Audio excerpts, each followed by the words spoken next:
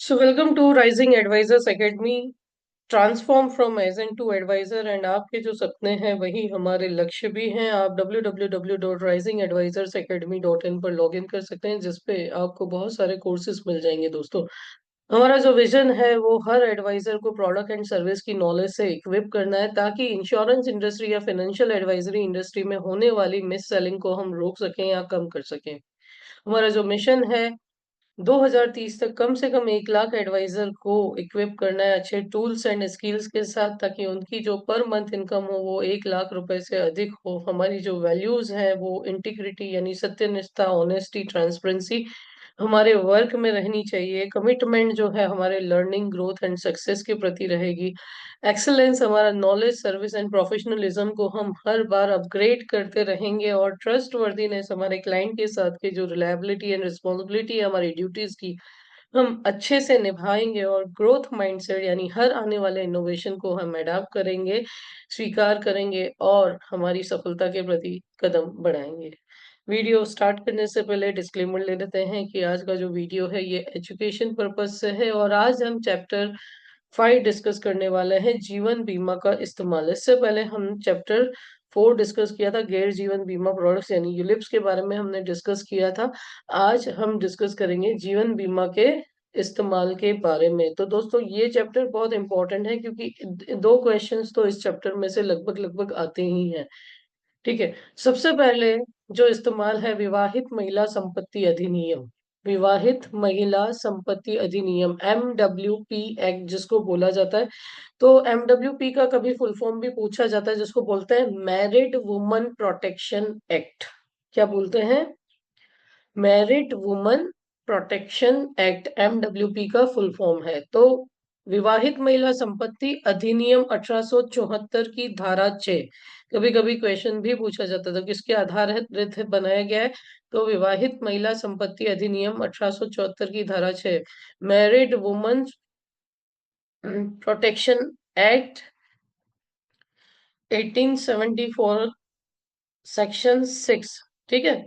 अब ये क्या कहता है कि जीवन बीमा पॉलिसी के तहत मिलने वाले लाभ एक सुरक्षित तरीके से बीमित व्यक्ति की पत्नी और बच्चों को मिल सके, इस प्रयोजन के लिए एक ट्रस्ट बनाना जरूरी है। ठीक है।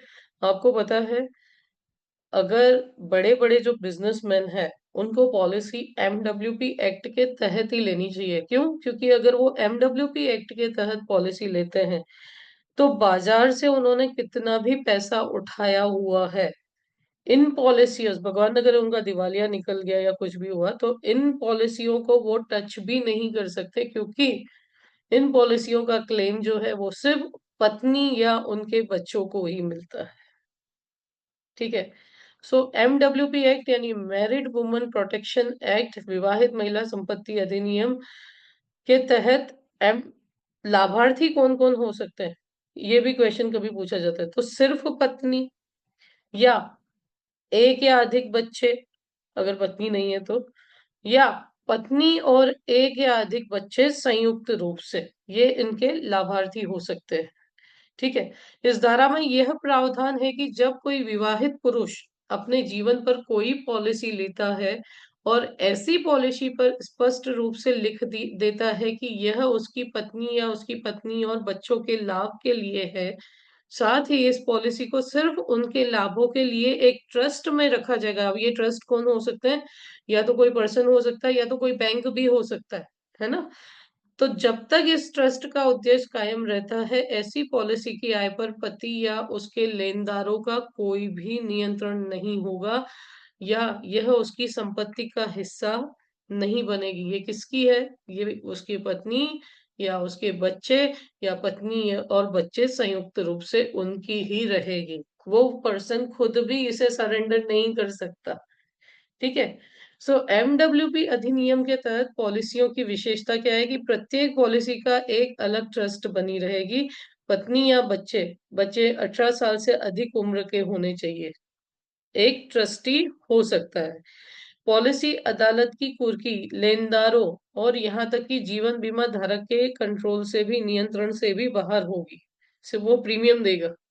दावा राशि का भुगतान ट्रस्टियों को किया जाएगा पॉलिसी को न तो सरेंडर किया जा सकता है और न ही नामांकन या समानुदेशन यानी नॉमिनेशन या असाइनमेंट की अनुमति भी नहीं होती। यानी ऐसी पॉलिसी आप किसी को असाइन भी नहीं कर सकते और उसमें नॉमिनी नहीं होता, क्योंकि इसमें डायरेक्टली किसके लिए जाती है? ये ट्रस्टी के लिए जाती है। ये ट्रस्टी कौन? पत्नी या बच्चे, है ना?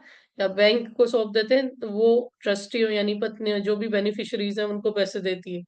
ठीक है। तो अगर पॉलिसी धारक पॉलिसी के तहत मिलने वाले लाभों को प्राप्त और नियंत्रण करने के लिए कोई विशेष ट्रस्टी नियुक्त नहीं करता है, तो पॉलिसी के तहत अर्जित राज्य के सरकारी ट्रस्टी को देय होता है, जिसमें वह कार्यालय मौजूद है जब पॉलिसी ली गई थी। अब इस पे भी कभी कभी क्वेश्चन आता है कि किसी ने एमडब्ल्यूपी एक्ट में तमिलनाडु में पॉलिसी ली या तमिलनाडु के किसी डिस्ट्रिक्ट में पॉलिसी ली, ठीक है, तो क्या होगा? क्या उसका केस कहीं और जा सकता है? नहीं, वो सिर्फ तमिलनाडु यानी उसी राज्य में ही हैंडल होगा, उस राज्य के बाहर नहीं हैंडल हो सकता। ये भी क्वेश्चन कभी कभी पूछा जाता है। ठीक है। सो लाभ फायदे ट्रस्ट का गठन कर एक ऐसे विलेख के तहत किया जाता है जिसे रद्द या संशोधित भी नहीं किया जा सकता। इसमें एक या अधिक बीमा पॉलिसियां मौजूद हो सकती हैं। एक ट्रस्टी नियुक्त करना जरूरी होता है जो लाभार्थियों की ओर से बीमा की आय का निवेश करने के साथ साथ ट्रस्ट की संपत्ति को प्रबंधित करने के लिए जिम्मेदार होता है। ये लाभ भविष्य में लेनदारों के पास जाने से सुरक्षित होते हैं। ठीक है। तो ये था एमडब्ल्यूपी पॉलिसी। सेकंड पॉलिसी बहुत इंपॉर्टेंट है, कीमैन इंश्योरेंस। परसों ही मैंने एक क्लाइंट का केस इसमें हैंडल किया था। क्लाइंट यानी बहुत सारे एजेंट रहते हैं जिनको नहीं पता होता, तो वो कंसल्टेशन फी पे करके भी गाइडेंस लेते हैं मेरे से। तो कीमैन इंश्योरेंस पे ही हमने एक क्लाइंट से प्रेजेंटेशन दिया था। सो कीमैन इंश्योरेंस क्या है? देखो, हम किसी कंपनी में वर्क करते हैं तो उसका कोई मेन पर्सन होता है जिसके कारण वो बिजनेस चल रहा है या वो कंपनी प्रॉफिट कमा रही है। अब भगवान न करे उस पर्सन को कुछ हो जाए तो क्या होगा? कंपनी का लॉस होगा। या वो पर्सन कंपनी छोड़ के चला जाए और दूसरा नया पर्सन रखे तो क्या होगा? तो भी कंपनी का लॉस होगा, है ना? जब तक वो नया पर्सन ट्रेन हो। तो वहां पे कीमैन इंश्योरेंस लिया जाता है। अब कीमैन इंश्योरेंस के भी बहुत सारे क्वेश्चंस हैं, जो अब मैं बोलूँ वो नोट्स बनाना। तो कीमैन इंश्योरेंस कारोबारी बीमा का एक महत्वपूर्ण रूप है, बिजनेस इंश्योरेंस का महत्वपूर्ण रूप है। परिभाषा क्या है इसकी? कि कीमैन बीमा को किसी कारोबार द्वारा ऐसे वित्तीय नुकसानों की क्षतिपूर्ति करने के मकसद से ली जाने वाली बीमा पॉलिसी के रूप में परिभाषित किया जाता है, जो कारोबार के किसी महत्वपूर्ण सदस्य की मृत्यु होने या उसके अधिक समय तक अक्षम रहने की स्थिति में, अक्षम यानी भगवान न करे एक्सीडेंट हो गया और परमानेंट डिसेबिलिटी आ गई तो कोमा में चला गया, तो कारोबार को उठाने पड़ सकते हैं, ऐसे नुकसान की भरपाई करता है। अब ये क्षतिपूर्ति नहीं करता, ये इंश्योरेंस की रकम देता है। क्या देता है? ये भी पूछा जाता है। क्षतिपूर्ति नहीं होगी यानी जितना नुकसान हुआ उसकी भरपाई नहीं, बट जितने का बीमा लिया है उतनी रकम देते हैं। कई कारोबारों के पास ऐसे मुख्य व्यक्ति होते हैं जो उसके मुनाफों के एक बड़े हिस्से के लिए जिम्मेदार होते हैं, या जिनके पास ऐसी जानकारी और कौशल होते हैं जो संगठन यानी ऑर्गेनाइजेशन के लिए काफी अहम होते हैं और उनकी जगह दूसरे को देना बहुत मुश्किल होता है। तो कीमैन बीमा नियोक्ताओं द्वारा कारोबार की निरंतरता बनाए रखने और उन लागतों व नुकसानों की भरपाई करने के लिए मुख्य व्यक्तियों के जीवन पर लिया जाता है, जो मुख्य व्यक्ति के खोने की स्थिति में कारोबार को उठाने पड़ सकते हैं। अब यहाँ पे जैसे कि मैंने बोला, क्षतिपूर्ति नहीं करता बल्कि बीमा पॉलिसी पर वर्णित एक निश्चित धनराशि मुआवजे के तौर पर दे सकता है। वो 300 करोड़ भी हो सकती है और 3 करोड़ भी हो सकती है, जितने का बीमा लिया हो। कीमैन इंश्योरेंस एक अवधि बीमा पॉलिसी यानी टर्म लाइफ इंश्योरेंस दिया जाता है, जहां बीमा राशि मुख्य व्यक्ति की अपनी आय के बजाय कंपनी की लाभप्रदता से जुड़ी होती है। अब एक और यहाँ पे ध्यान रखें, देखो बताया तो नहीं गया, लेकिन कीमैन पॉलिसी हम उसी कंपनी को दे सकते हैं जो प्रॉफिट कमाती हो। लॉस मेकिंग कंपनी को कीमैन इंश्योरेंस नहीं दिया जा सकता। इसमें 3 साल के आईटीआर या प्रॉफिट एंड लॉस अकाउंट मंगवाए जाते हैं, उसका एवरेज निकाला जाता है और उसके ग्रॉस प्रॉफिट का 5 गुना या उसके नेट प्रॉफिट का 3 गुना इंश्योरेंस हम कीमैन को दे सकते हैं, है ना? दोनों में से जो कम हो। तो प्रीमियम का भुगतान यहाँ कौन करता है? कीमैन में क्वेश्चन पूछा जाता है तो कंपनी करती है, कीमैन नहीं करता। ठीक है। अगर मुख्य व्यक्ति की मृत्यु हो जाती है तो लाभ का भुगतान किसको किया जाता है? कंपनी को किया जाता है। उस कीमैन की फैमिली को नहीं किया जाता है ना। तो ये मुख्य क्वेश्चन है इसमें जो कंफ्यूजिंग है। तो कीमैन इंश्योरेंस की आय कंपनी के हाथों में कर योग्य होती है, ये भी क्वेश्चन आता है। देखो, जब भी हम लाइफ इंश्योरेंस खरीदते हैं तो डेथ क्लेम टैक्स फ्री रहता है, लेकिन कीमैन इंश्योरेंस में जो क्लेम किया जाता है वो क्या है, कंपनी के लिए वो प्रॉफिट है, उसका लाभ है, इसीलिए उस पर टैक्स लगेगा। जो भी कंपनी जिस भी टैक्स स्लैब में आएगी उसे टैक्स देना पड़ता है। तो दो मुख्य क्वेश्चन कि प्रीमियम कौन भरेगा, कंपनी भरेगी, डेथ क्लेम किसको मिलेगा, कंपनी को मिलेगा, और वो टैक्सेबल होगा, कर के योग्य होगा। ठीक है। कीमैन इंश्योरेंस की आय कंपनी के हाथों में कर योग्य होती है। कीमैन कौन हो सकता है, तो कीमैन ऐसा कोई भी व्यक्ति हो सकता है जो कारोबार से सीधे तौर पर जुड़ा हो, जिसके खोने से नुकसान कारोबार पर आर्थिक दबाव आ सकता है। ये कंपनी का डायरेक्टर यानी निर्देशक हो सकता है, पार्टनर हो सकता है, मुख्य बिक्री प्रतिनिधि हो सकता है, मुख्य प्रोजेक्ट मैनेजर या विशेष जानकारी या कौशल रखने वाला व्यक्ति हो सकता है। अब बीमा योग्य नुकसान, ये ऐसे नुकसान है जिनके लिए कीमैन की पर्सनल इंश्योरेंस मुआवजा प्रदान कर सकता है। नंबर वन, उस बढ़ाई गई अवधि से जुड़े नुकसान, जब कोई मुख्य व्यक्ति काम करने में असमर्थ था, यानी मुआवजे की रकम का इस्तेमाल अस्थायी कमी की व्यवस्था करने और आवश्यक होने पर उसकी जगह दूसरे व्यक्ति की भर्ती करने और प्रशिक्षण देने में किया जा सकता है।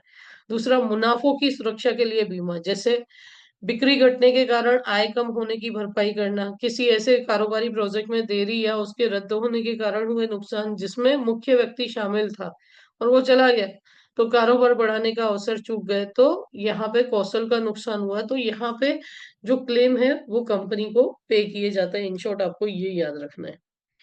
तीसरा है, इसको हमने पहले भी पढ़ा था, बंधन मोचक बीमा योजना, है ना। तो जिसको एमआरआई का फुल फॉर्म क्या होता है, मोर्टगेज रिडिम्पशन इंश्योरेंस, है ना। तो कोई संपत्ति खरीदने के लिए ऋण लेने वाले व्यक्ति यानी लोन लेने वाले व्यक्ति को लोन की व्यवस्था के हिस्से के तौर पर बैंक द्वारा बंधक मोचन बीमा के लिए भुगतान करने को कहा जाता है। ठीक है, इंश्योरेंस पॉलिसी लेने को कहा जाता है। तो बंधक मोचन बीमा को क्रेडिट लाइफ इंश्योरेंस CLIP भी कहा जाता है। ठीक है। एमआरआई क्या है, तो ये एक ऐसी बीमा पॉलिसी है जो होम लोन लेने वाले, सिर्फ होम लोन नहीं, कार लोन में भी दी जाती है, और नहीं दे तो लेनी भी चाहिए, क्योंकि अगर भगवान न करे हमें कुछ हुआ तो पीछे लायबिलिटी घर वालों पे आ जाती है ना।